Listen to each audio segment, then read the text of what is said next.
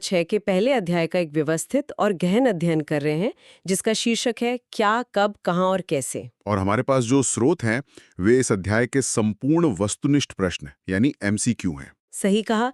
लेकिन इस चर्चा का मिशन सिर्फ सवालों और जवाबों को रटना बिल्कुल नहीं है।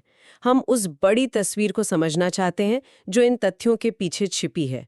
हम ये डिकोड करेंगे कि हमारे पूर्वजों ने कहाँ रहना शुरू किया, नदियाँ, बस्तियाँ, नाम और तिथियाँ आखिर कैसे तय हुई। श्रोताओं के लिए जानना दिलचस्प होगा कि यह अध्याय हमारे अतीत की बुनियाद को समझने के लिए कितना आवश्यक है।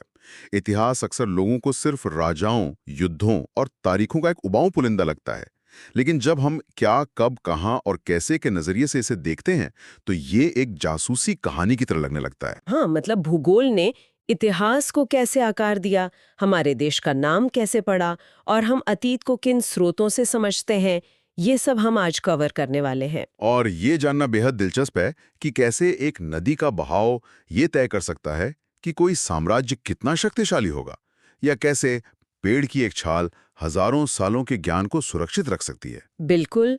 और इस चर्चा को व्यवस्थित रखने के लिए हम एक-एक करके उन सभी महत्वपूर्ण बिंदुओं और प्रश्नों को उठाएंगे जो इस अध्याय का मूल है।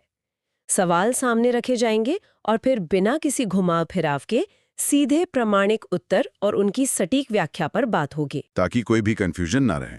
आज हम स्रोतों के आधार पर जिन प्रश्नों की चर्चा करेंगे वे किसी को भी ये स्पष्ट कर देंगे कि आधुनिक समाज की बुनियाद आखिर कैसे रखी गई थी। तो चलिए इसे विस्तार से समझते हैं। शुरुआत करते हैं हमारे पूर्वजों के रहने के स्थानों से। अगर हम आज से हजारों लाखों साल पीछे जाएं, तो मानव जीवन बहुत बुनियादी चीजों पर निर्भर था। शहर नहीं थे, सड़कें नहीं थी, पानी और भोजन ही अस्तित्व का केंद्र थे।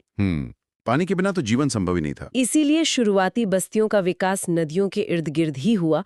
इसी भौगोलिक सत्य से जुड़ा एक बहुत ही सीधा सवाल सामने आता है कि प्राचीन काल में लोग किस नदी के किनारे रहते थे। नर्मदा। कई लाख वर्ष पहले से लोग नर्मदा नदी के तट पर रह रहे हैं।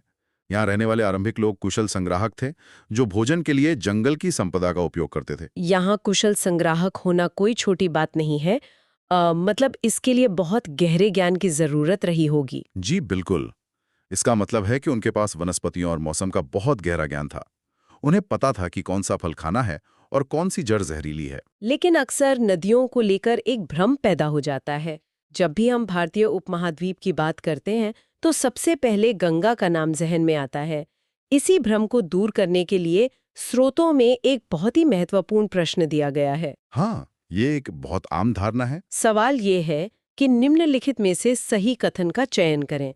पहला कथन है कि प्राचीन काल में लोग गंगा नदी के तट पर रहते थे और दूसरा कथन है कि ये लोग अपने भोजन के लिए जड़ों, फलों और जंगलों से उत्पादों का संग्रह करते थे। इन दोनों में से सही बात क्या है? केवल द्वितीय।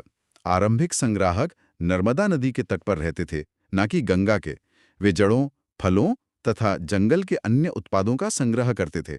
तो ये एकदम स्पष्ट हो जाता है कि शुरुआती दौर में गंगा नहीं बल्कि नर्मदा घाटी मानव गतिविधियों का मुख्य केंद्र थी। अब जैसे जैसे समय बीता, मानव ने एक बहुत बड़ा कदम उठाया। वो सिर्फ प्रकृति से भोजन इकट्ठा करने तक सीमित नहीं रहा, बल्कि उसने खुद अन्न उगाना सीख लिया। बिल्कुल। ये कृषि की शुरुआत थी जिसने मानव इतिहास की धारा ही बदल दी। खेती के लिए अलग तरह की भूगोल की जरूरत थी। इसी बदलाव को समझने के लिए अगला सवाल उठता है कि निम्नलिखित में से कौन से स्थान पर सुलेमान और किरथर पहाड़ियां स्थित हैं जो इस कृषि क्रांति की गवाह बनी। उत्तर पश्चिम।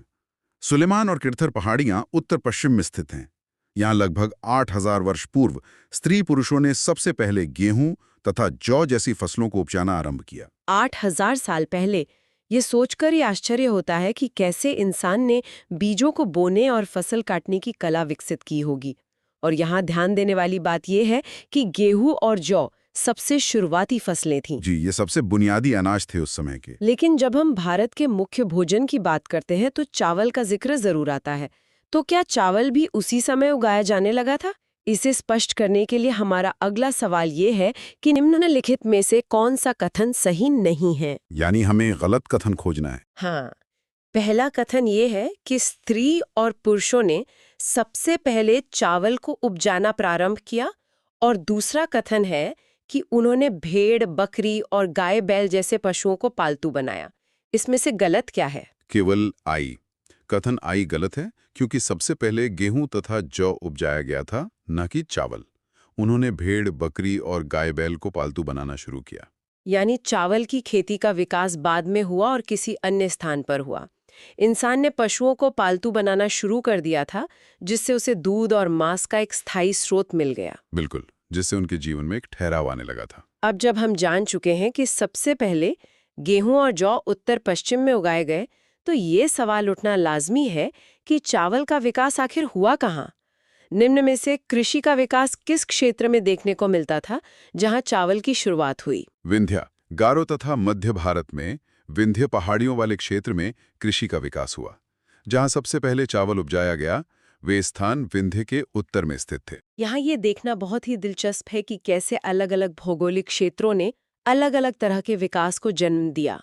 उत्तर पश्चिम की पहाड़ियों में कुछ और उगाया जा रहा था और मध्य भारत के विंध्य क्षेत्र में कुछ और। ऐसा लगता है कि भूगोल ही तय कर रहा था कि इंसान की थाली में क्या परोसा जाएगा। बिल्कुल सही कहा आपने। और यहाँ एक बहुत ही दिलचस्प बात सामने आती है कि कैसे भूगोल ने इतिहास को दिशा दी।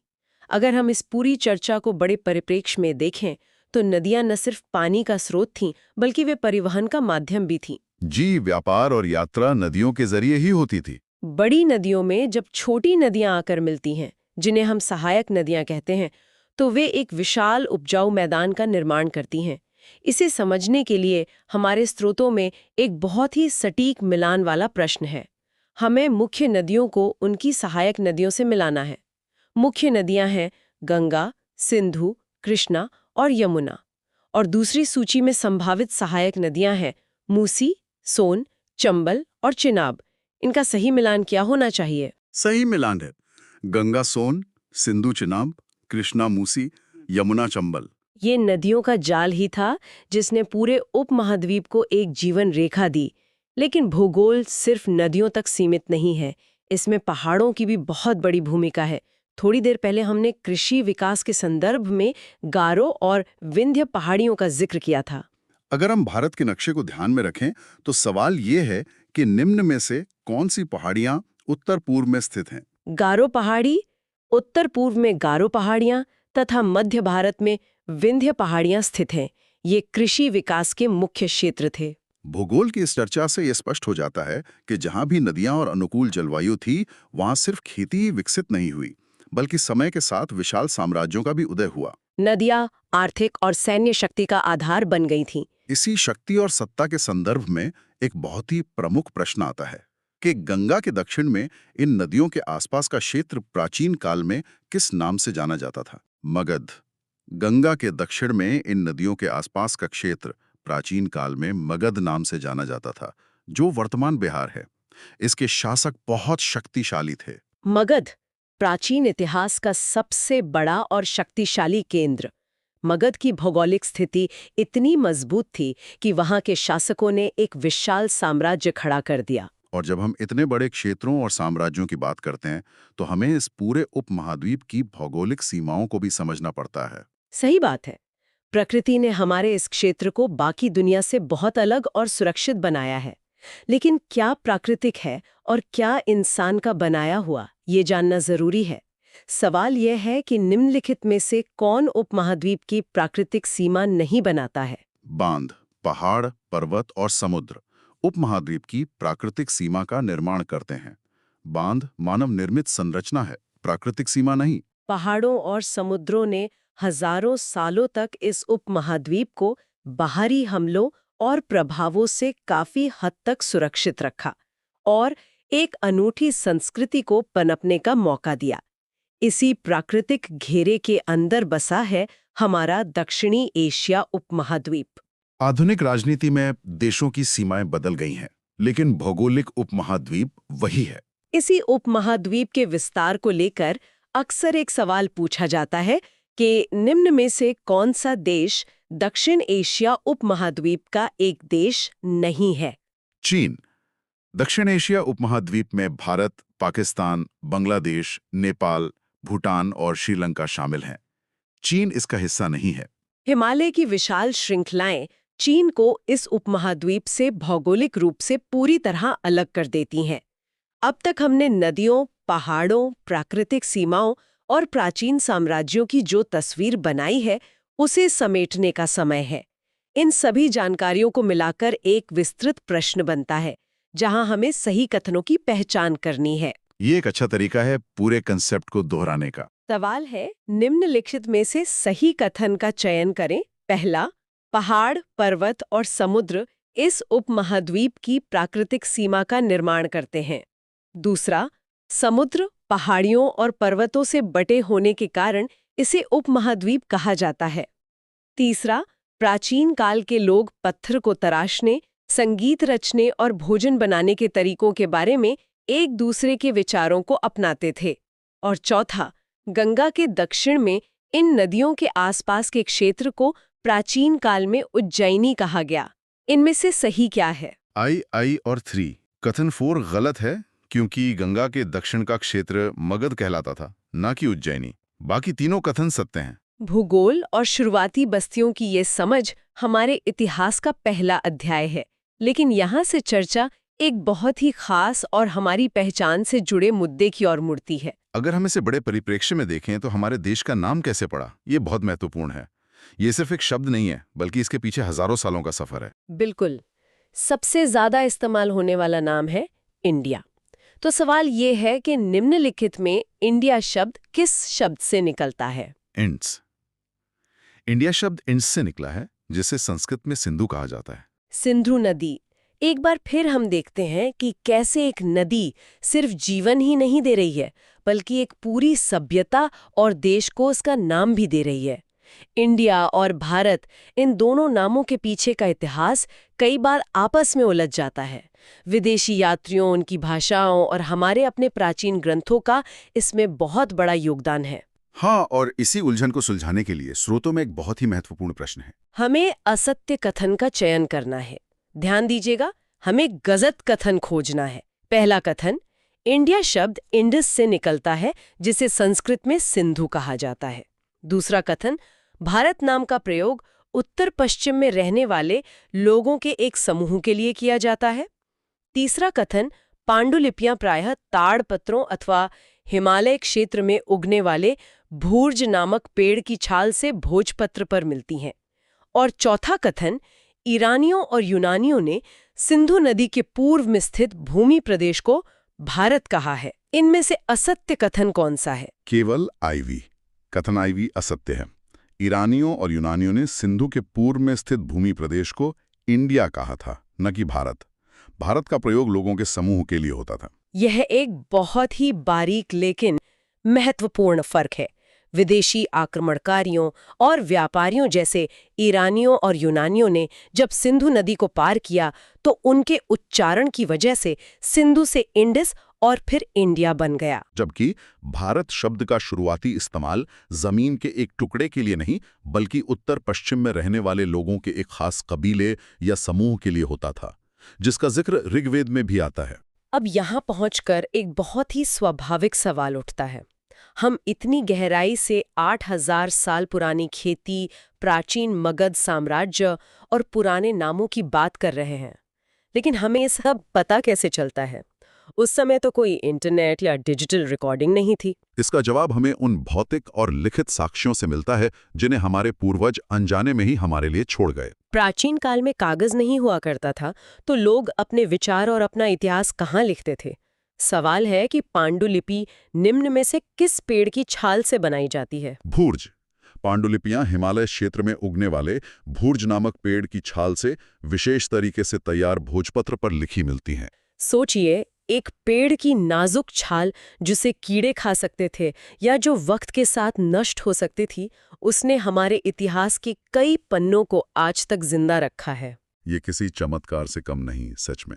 लेकिन ये भोजपत्र इतनी आसानी से तो नहीं बचे होंगे। इन्हें बहुत सहेज कर रखा गया होगा। इसलिए अगला सवाल ये है कि निम्नलिखित में पांडुलिपियां कहाँ प्राप्त होती हैं? मंदिरों और विहारों। ये पांडुलिपियां प्राय मंदिरों और विहारों में प्राप्त होती हैं। इन पुस्तकों में धार्मिक मान्यताओं, राजाओं के जीवन आदि की चर्चा मिलती है। मंदिर और विहार एक तरह से उस समय के सबसे सुरक्षित पुस्तकालय थे। लेकिन इतिहास को समझने में सिर्फ ये मायने नहीं रखता कि क्या लिखा गया है, बल्कि ये भी मायने रखता है कि वो किस भाषा में लिखा गया है।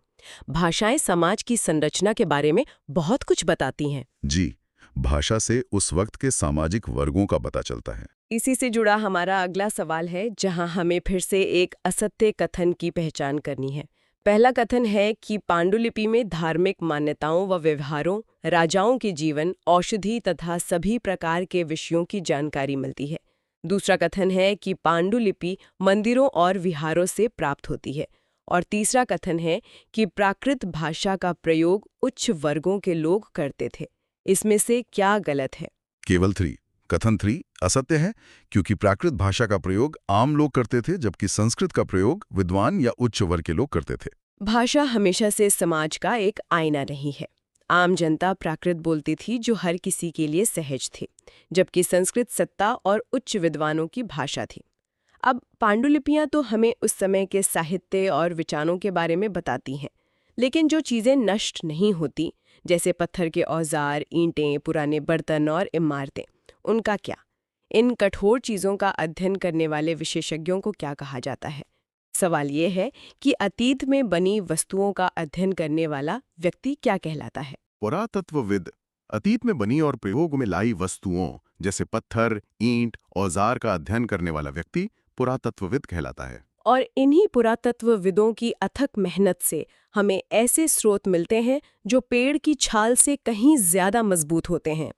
जब राजाओं को अपने आदेश इस तरह स्थापित करने होते थे कि कोई उन्हें मिटा ना सके, तो वे उन्हें पत्थरों पर खुदवा देते थे, जिन्हें हम शिलालेख या अभिलेख कहते हैं। ये बहुत ही टिकाऊ तरीका था अपनी बात आने वाली पीढ़ियों तक पहुंचाने का। ऐसा ही एक बहुत प्रसिद्ध और पुराना शिलालेख है। ये शिलालेख लगभग 2250 वर्ष पहले का है और वर्तमान में अफगानिस्तान के कंधार में पाया गया था। ये किस शासक द्वारा बनवाया गया था? अशोक।